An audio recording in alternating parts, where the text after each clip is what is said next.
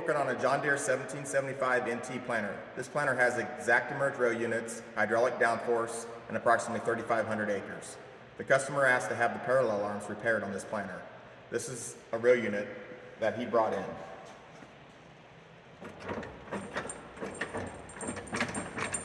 You can see there's lots of play in the row unit with only 3,500 acres.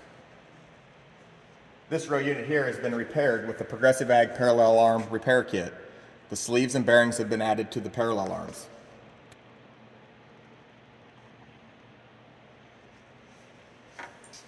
We'll check and see how much play we have in this row unit.